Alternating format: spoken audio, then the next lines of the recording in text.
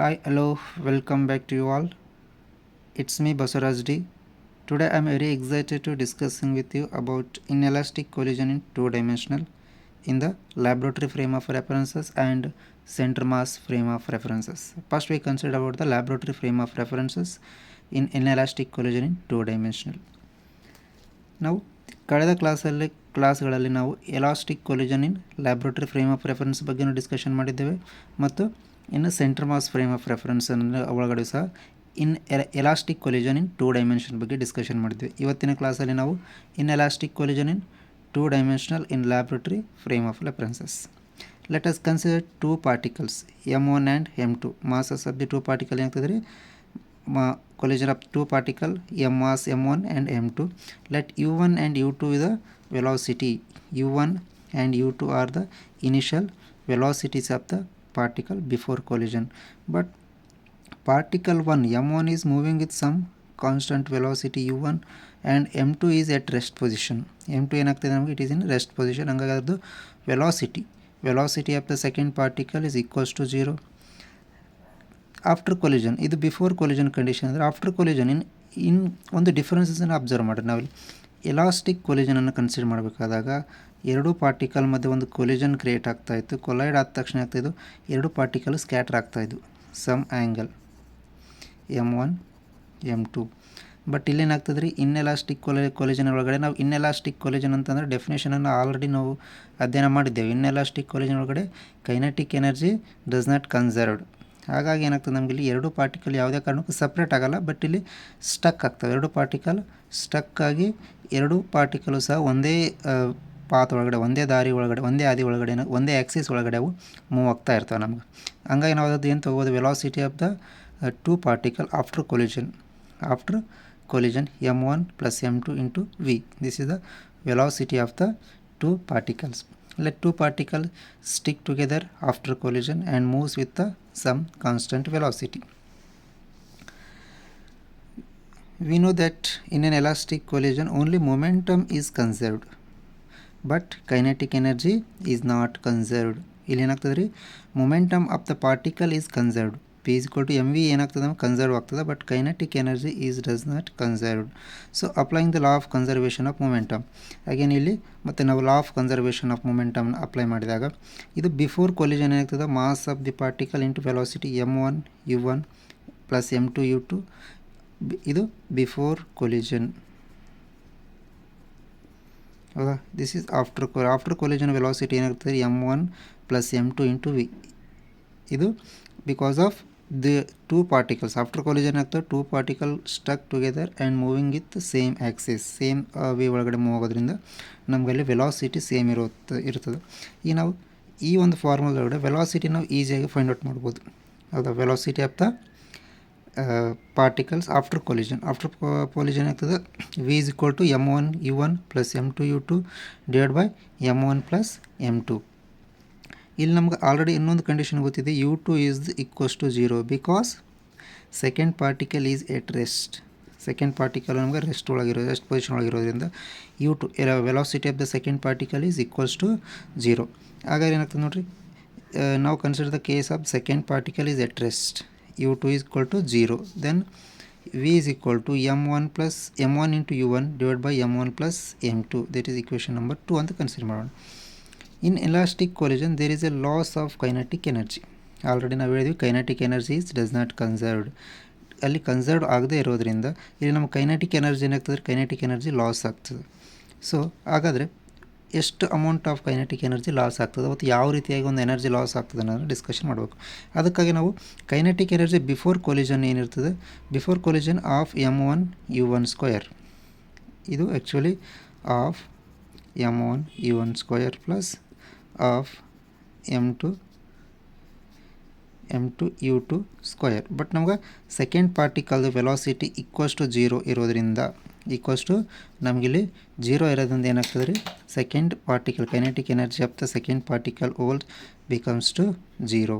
So ಹಂಗಾಗಿ remaining ಏನು ಹೋಗ್ತದೆ ನಮ್ಗೆ half m1 u1 square. That is equation number 3.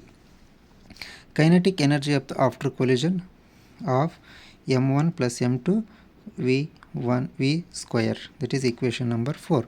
ಈಗ ನಾವು ಇಕ್ವೇಷನ್ ನಂಬರ್ 4 ಆ್ಯಂಡ್ 3ನ ಡಿವೈಡ್ ಮಾಡಿದಾಗ ನಮ್ಗೆ ಏನಿಗೆ ಬರ್ತದೆ ರೀ, ಎರಡನ್ನೂ ಡಿವೈಡ್ ಮಾಡಿದಾಗ ನಮ್ಗೆ m1 plus m2 into v square divide by m1 u1 square. Okay, ಈಗ ನಮ್ಗೆ ಆಲ್ರೆಡಿ ವಿ ಅಂದರೆ ಏನಂತ ಗೊತ್ತಿದೆ ನಮಗೆ. V is the velocity of the particle after collision m1 u1 divide by m1 plus m2. ಅಂದರೆ ಈ ಇಕ್ವೇಷನ್ ಒಳಗಡೆ ನಾವು ವಿ ಇರ್ತಕ್ಕಂಥ ಪ್ಲೇಸಲ್ಲಿ ಏನು ಫಿಲಪ್ ಮಾಡ್ಬೇಕ್ರೆ, ಸಬ್ಸ್ಟಿಟ್ಯೂಟ್ ಮಾಡ್ಬೇಕು ನಾವು m1 u1 divide by m1 plus m2. ಈ ಒಂದು ವ್ಯಾಲ್ಯೂನ ಸಬ್ಸ್ಟಿಟ್ಯೂಟ್ ಮಾಡಿದಾಗ ನಮಗೆ ಏನು ಬರ್ತದೆ, ನಮ್ಗೆ ಆಲ್ರೆಡಿ ಒಂದು ಇಕ್ವೇಷನ್ ಗೊತ್ತಿದೆ, ಏನು ಬರ್ತದೆ ಅಂತ ನೋಡೋಣ. That is equals to m1 plus m2 divided by m1 u1 square.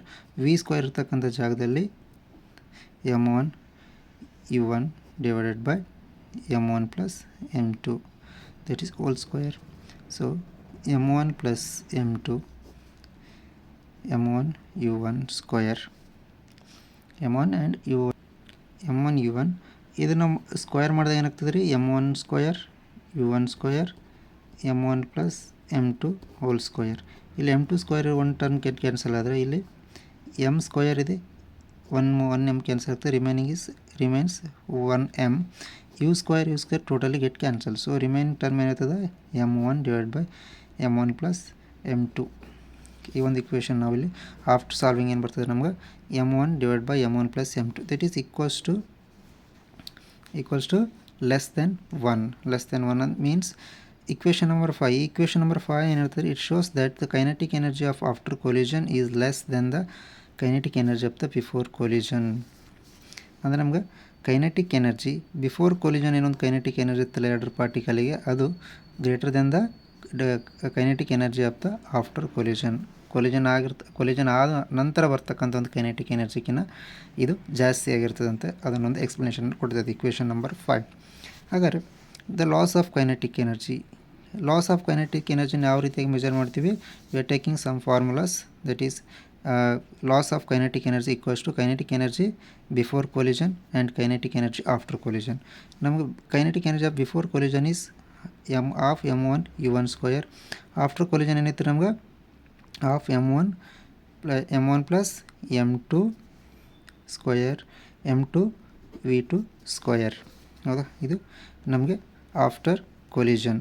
ಈಗ ನಾವು ವಿ ಇದ್ದಲ್ಲಿ ನಾವು ವ್ಯಾಲ್ಯೂನ ಸಬ್ಸ್ಟಿಟ್ಯೂಟ್ ಮಾಡಬೇಕು. ವಿ ಅಂದರೆ ನಮಗೇನು, ವಿ ಅಂದರೆ ಆಲ್ರೆಡಿ ನಾವು ಆ ವ್ಯಾಲ್ಯೂನೊಂದು ಫೈಂಡ್ ಔಟ್ ಮಾಡಿದ್ದೇವೆ. Half m1 u1 square minus half m1 plus m2 V square ಇದ್ದಲ್ಲಿ ನಾವು m1 ಏನಾಗ್ತದೆ, ಇದು m1 u1 divide by m1 plus m2 square. So ಇದನ್ನು ಸಿಂಪ್ಲಿಫೈ ಮಾಡಿದಾಗ ನಾವು ಏನಾಗ್ತದೆ, ಸಿಂಪ್ಲಿಫೈ ಮಾಡಿದಾಗ ಏನು ಸಿಗ್ತದೆ ನಮಗಿಲ್ಲಿ ಆಫ್ m1 u1 ಡ್ಯಾಶ್ನ ಆಸ್ ಇಟ್ ಈಸ್ ಇಡೋಣ. ಓನ್ಲಿ ಈ ಟರ್ಮ್ ಮಾತ್ರ ಸಿಂಪ್ಲಿಫಿಕೇಷನ್ ಮಾಡೋಣ ಇಲ್ಲಿ ನಾವು. Half m1 plus m2 m1 u1 square m1 plus m2 sorry you square ಅಲ್ಲ, only square of m1 m2 divided by m1 square plus u1 square m1 plus m2 whole square. So ಈ squares one more term get cancel ಆಯಿತು ಅಂದರೆ ನಮ್ಗೆ ಏನು ಹೋಗ್ತದೆ ರೀ, m1 square u1 square divided by m1 plus m2 into 2 times. So m1 square u1 square 2 into m1 plus m2. ಇಲ್ಲಿ ನಮಗೆ m1 u1 square common ಇದೆ, ಹಾಫ್ ಸಹ ಎರಡು ಕಡೆ ಡಿವೈಡ್ ಬೈ 1/2 ಕಾಮನ್ ಇರೋದ್ರಿಂದ of m1 u1 square outside ತೊಗೊಂಡ್ರೆ remaining ಏನಾಗುತ್ತೆ ನಮ್ಗೆ 1 ಮೈನಸ್ ಇಲ್ಲಿ m ಸ್ಕ್ವಯರ್ ಇದೆ, ಇಲ್ಲಿ ನಮ್ಗೆ ಓನ್ಲಿ m ಇರೋದ್ರಿಂದ 1m ನಮ್ಗೆ ಆ್ಯಸ್ ಇಟ್ ಈಸಾಗಿ ಉಳಿತದೆ inside the box. So m1 divide by m1 plus m2. So ನಾವು ಇದನ್ನು ಮಲ್ಟಿಪಲ್ ಮಾಡಿದಾಗ ನಮ್ಗೆ ಏನು ಸಿಗ್ತದೆ ರೀ, this whole equation becomes to m2 divide by m1 plus m2. So ಈ ಒಂದು ಇಕ್ವೇಷನನ್ನು ನಾವು ಈ ಇಕ್ವೇಷನ್ ಮಲ್ಟಿಪಲ್ ಮಾಡಿದಾಗ ಏನು ಸಿಗ್ತದೆ ಇಲ್ಲಿ m1 m2 u1 square divide by 2 times of m1 plus m2. This is equation number 6. This gives the loss of kinetic energy. Equation number 6 ಏನು ಹೇಳ್ತಾರೆ ನಮ್ಗೆ ಯಾವ ರೀತಿಯಾಗಿ ಒಂದು ಕೈನೆಟಿಕ್ ಎನರ್ಜಿ ಲಾಸ್ ಆಗ್ತದಲ್ಲ, ಒಂದು ಲಾಸ್ ಬಗ್ಗೆ ಒಂದು ಎಕ್ಸ್ಪ್ಲನೇಷನನ್ನು ಕೊಡ್ತದೆ. m1 m2 u1² divide by 2 times of m1 plus m2. ಹೌದಾ? ಇನ್ನು ಮುಂದಿನ ಕ್ಲಾಸಲ್ಲಿ ನಾವು inelastic collision in 2 dimension in the centre mass frame of reference ಅದರ ಬಗ್ಗೆ ಒಂದು ಅಧ್ಯಯನ ಮಾಡೋಣ. Thank you.